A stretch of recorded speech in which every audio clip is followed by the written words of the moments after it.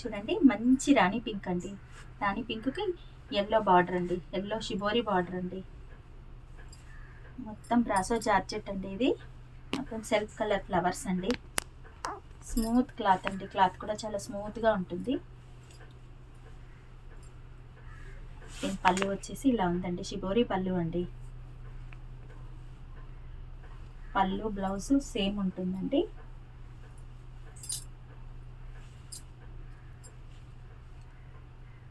చూడండి మంచి కాంబినేషన్స్ అండి.